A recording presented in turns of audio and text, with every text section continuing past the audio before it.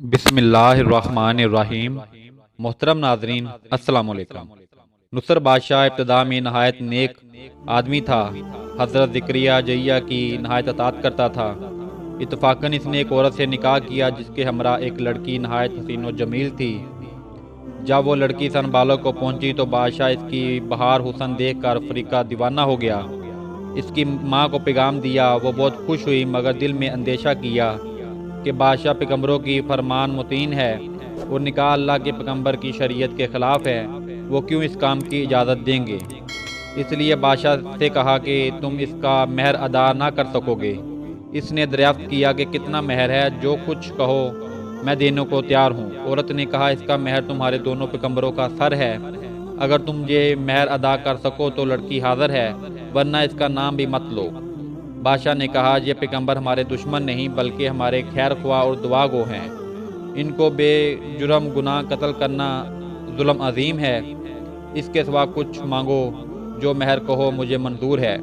اس نے کہا کہ اس کے سوا کوئی مہر نہیں ہے۔ بادشاہ نے ہوائے نفسانی سے مغلوب ہو کر فوج کو حکم دیا کہ دونوں بے گناہوں کا سر کاٹ لاؤ۔ حکم کے پابند سپاہیوں نے جا کر اول حضرت جیہ کو بیت المقدس میں قتل کیا اور حضرت ذکریا یہ حال دیکھ کر جنگل کی طرف بھاگ نکلے۔ فوج پیچھے ہوئی اور شیطان نے ان کی رہنمائی کی۔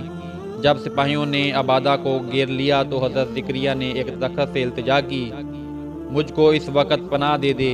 وہ درخت پھٹ گیا، یہ اس کے اندر سما گئے، پھر وہ بند ہو گیا لیکن قدرے کپڑا باہر رہ گیا۔ فوج متعیر ہوئی کہ کہاں غائب ہو گئے۔ شیطان نے نشان دیا کہ اس درخت کے اندر ہیں اور یہ کپڑا ان کے موجود ہونے کی علامت ہے۔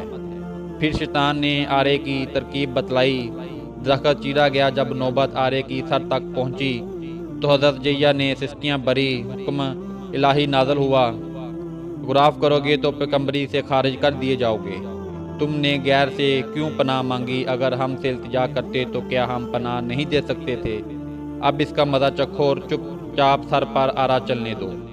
غزیہ سر سے پاؤں تک جسم چیرا گیا اور حضرت ذکریا نے نہ دم مارا۔ جب دونوں پیغمبروں اس بے دردی سے قتل ہوئے تو عذاب الہی نازل ہوا۔ دن تاریک ہو گیا۔ ایک بادشاہ فوج خامخوار لے کر چڑھا اور اس شہر کے باشندوں کو گرفتار کر لیا۔ حضرت جیہ کا خون بند نہ ہوتا تھا، جب قبر میں رکھتے تو قبر خون سے بھر جاتی۔ بادشاہ کے لشکر نے قسم کھائی کہ جب تک خون بند نہ ہوگا قتل سے باز نہیں رہوں گا۔ ہزارہ آدمی تقتیل کر دیے لیکن خون بند نہ ہوا۔ اس وقت ایک شخص حضرت جیہ کی لاش پر آیا اور کہا کہ تم پیغمبر ہو یا ظالم؟ ایک خون کے بدلے میں 1000 آدمی قتل ہو چکے ہیں، اب کیا سارے جہان کو قتل کرواؤ گے؟ اتنا کہنا تھا کہ خون بند ہو گیا۔ جامع مشکل میں حضرت ذکریا کی قبر ہے۔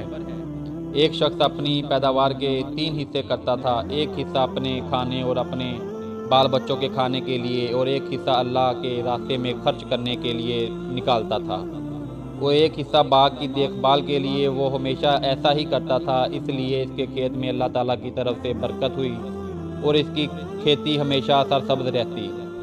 اگر اس کے پاس پانی نہ رہتا تو دوسری جگہ پانی برس کر اور بہہ کر اس کے کھیت میں آ جاتا۔